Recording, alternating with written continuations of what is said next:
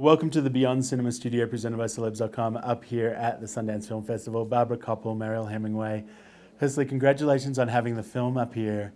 What was it like, I think, what was it, 2 or 3 nights ago now, seeing yourself up on screen in this very personal way, sharing this story of your family? It was really intense. Yeah. I mean, I'm not gonna lie. It was. I'd seen it 6 weeks prior, but seeing it with an audience, seeing it on a big screen, seeing it color corrected and sound right, the mix, you know, the mix. It was right. just, it was amazing. Yeah. I'm so humbled and honored that Barbara did this film, because she's an artist. She's a master at her craft, and she really took me and my story and my family, and she really crafted a film that is so graceful and so sensitive and so uplifting. I mean, everybody's like, oh, it must be really dark. It's not. It's such a powerful, uplifting, positive story, and that's because she took it and handled it with such grace and beauty.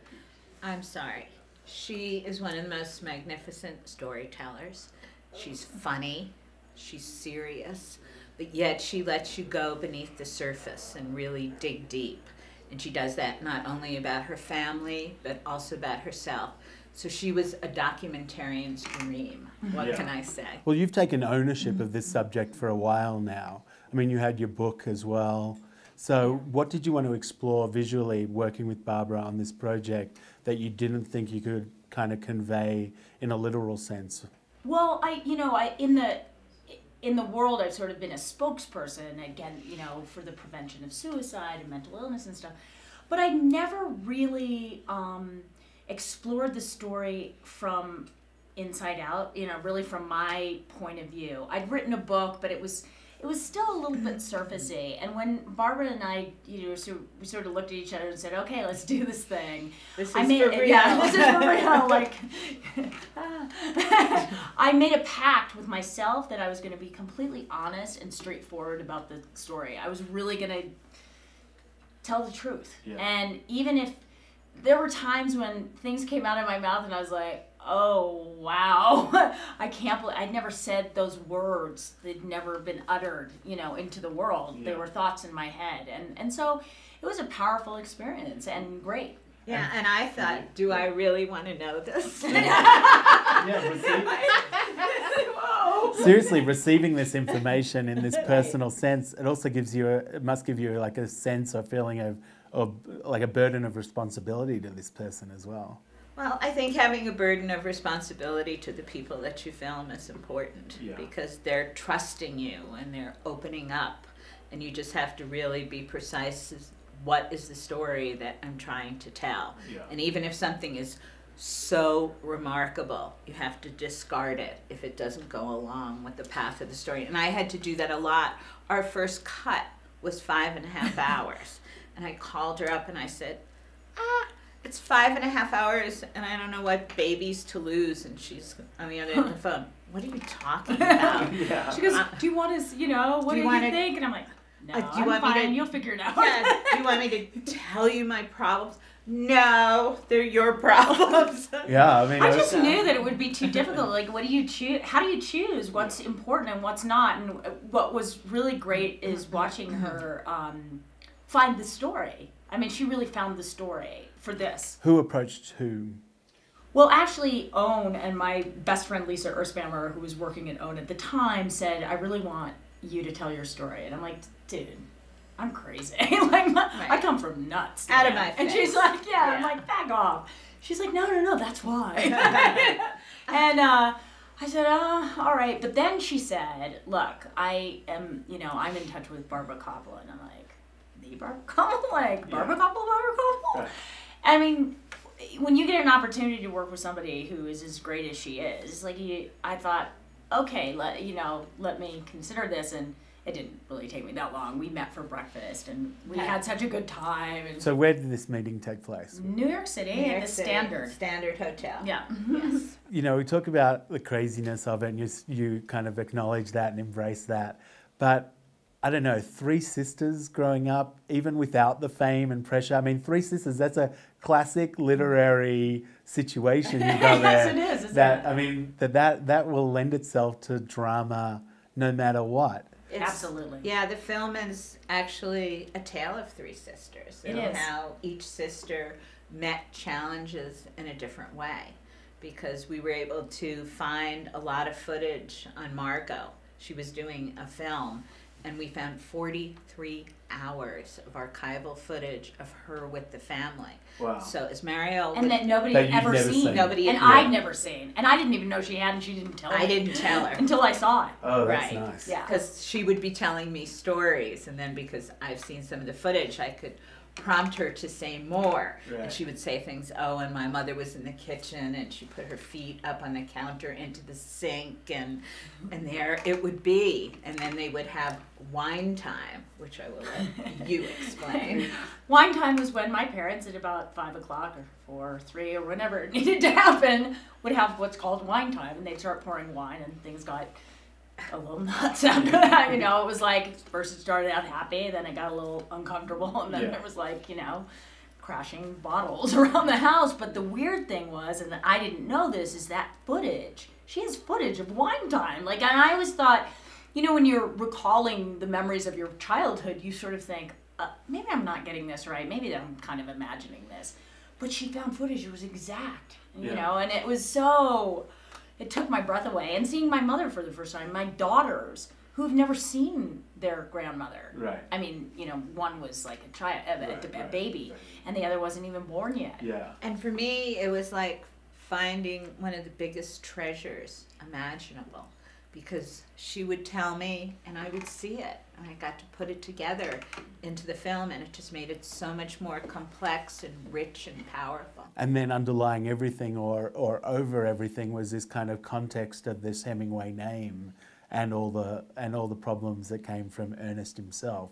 And Absolutely. we don't necessarily need to see him to know, you know, that story. And But you do see him exactly. in the film But a that's little bit. and Yeah. and the fact that you were, you know, in the womb, you know, Right. when he left the When he- planet, yeah. you know. Yeah. Well, also too, just what the Hemingway name means. Yeah. You know, like the Kennedy name. Right, So iconic. It's so mythical. Well, it's not only iconic and mythical, but it's pop culture. I mean, if we look at many of the things that kind of took place over the last 2 years in pop culture, whether it's Woody Allen's Midnight in Paris, this amazing rendition Silver of Lining him, Playbook, Silver Linings you know, Playbook, it's and he like, comes in the of middle course, of the I know. night. So you are constantly faced with this barrage of reference to All the someone time. who was your granddad, or, Bigger than life. should have been Yeah. your granddad. Yeah.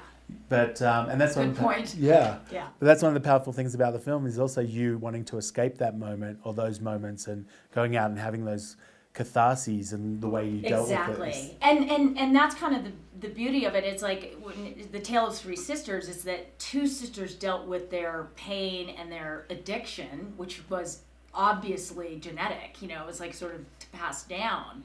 And I'm running away from that. I'm like, I want to be everything but that. Yeah. And yet embrace all the creativity that my grandfather was and whatever that I have in this heritage. But to get away from that, and what's great about the story is that it's uplifting because you really see that I found my place with my lifestyle choices. That actually becomes the positive at the light at the end of the tunnel. And I mean, there's so many scenes in the film that are just so unbelievable and so full of joy. Of the corner that she went around, that Mario went around. For one, she's jumping on a trampoline and doing backflips, and her daughter is watching her and saying, "Who is that woman? Who are you? Is that my mother out there doing backflips on the trampoline?" Right. So it's just beauty the way that she was able to round that other corner and to make different choices in her life that were also challenging. I mean, climbing mountains with her bare hands. Right. It was or like a physical interpretation plunging into freezing water. Right, exactly. You know, just letting it envelop you Yeah. to feel alive. Yeah, it's like you needed those physical expressions. You know. Well, that's actually, nature was my solace as a child. Like Yeah. getting outside, because I lived in Sun Valley, Idaho, it was very close to Park City here. And it was the only place that I felt like okay. Did you ever feel kind of reservations for enabling your daughters to be so creative as well? No, I mean, I think that that's the good part of the genetics. You know, I think that that's the part that you go, oh, that's so awesome that you have that. And my daughter Langley is such an exquisite artist, and my eldest Dre, who just came out in a film, is a really wonderful actress. Great film too. And so awesome, and she's she's beautiful and tender and sensitive, and I love that. And what I feel like this film has done is said, you know what? Let's break that chain of whatever people think is a curse or whatever it is, and say, I wanted to give them their life on their own without the attachment of all that fear that I lived with. Yeah. But do people place it upon them because they have the name? You know what? They don't. Yeah. They don't, and I think that this film's going to help that even more. Yeah. Because I don't know. I don't. Well, right at the beginning of the film, a woman from Town and Country is interviewing Mariel and Langley, and she said, so do your friends, to Langley, who's in her early 20s, this absolutely gorgeous young woman, do you ever think about the legacy of the Hemingway, of your grandfather? Do you talk about it? And she said, no, I never talk about that. Nobody ever mentions that with my friends. I mean, I'm living my own life. I'm my own person. Yeah. But I find, like, you know, even though she's doing these amazing illustrations and other things, is that you may not even be willing to admit what you feel and acknowledge sometimes. Do you know what I mean? Especially like when you're younger like that. Well, I think, I mean, you're absolutely right. I mean, I spent my whole life not obviously running from crazy and being afraid of it, but not really talking about it. But the good news is, like, when she watched this film, the way with which she really took it in is so beautiful. Like, she really got it. She's like, wow, I really see who you are. I really see who our family is. And it was really helpful for her. I mean, if anything else, if it helps my girls, what a blessing. And if it also helps some other people to realize it's not just a story about the Hemingway family. Yeah. It's everybody's story. Yeah. Mental illness affects all of us. But there is this thing, like I do remember hearing about Margot. Do you know what I mean? I remember the feeling I felt that day. Yeah. And that was 15 years ago or thereabouts. And so does that feel for you still kind of like yesterday, or does it feel like it was another chapter, another life ago? It feels a little of both. It feels a long time ago for me. I mean, I have grown and understood it, and you know, like, and I talk about it in the film, the mixed emotions I had about that moment of her death, and like, you know, the not being able to crying because you can't cry, you know, all these weird emotions that come up through that moment. It was hard, but you know. The film for me was a real way for me to kind of come full circle and make peace with myself. Because I had a lot of guilt about our relationship, and having seen the film, I now know that I'm complete, and I have so much more compassion after seeing the film. I have so much more compassion for the pain that she was in that I didn't even realize. Yeah. And also for me, it's sort of the exact opposite, because I never got to know Margot.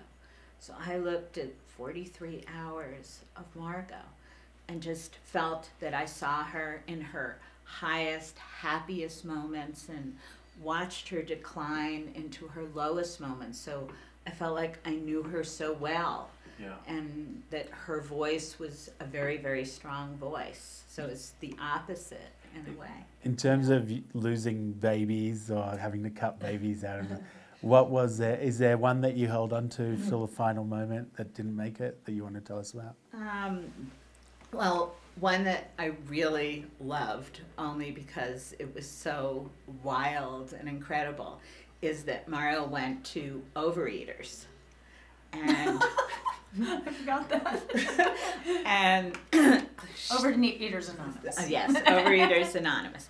And people would be sitting in the room and they would be saying things, you know, hi, I'm Jane and I eat a whole cake every other day, right? And it got to be Mariel, and I eat bowls and bowls of salad. And I was kicked out. And she was kicked out. They thought you were making a mockumentary or something. Yeah, they thought I was like making fun of them. They And thought seriously, Christopher I Guest. thought I had it an was obsession. important. And I was like, you know, like hi, I'm Mariel Hemingway, and I went over here and I'm like, I know this will sound crazy, I said, but I eat bowls full of lettuce, and they were like, you need to leave. Like, Right. that is not Dunkin' Donuts. But that was so wild and so unexpected that I wanted to keep it in. In fact, they probably wanted to take you to a Dunkin' Donuts and make you overeat. You want to find out what it's like to be me? Force feed her. Let's bring it on. This is bring what it on. we go through. Yeah, Right. very cool. Well, we appreciate you bringing some of that crazy into here today. Thanks for spending a few minutes with us, and congratulations on the film and having this amazing reception to it up here. And thank you.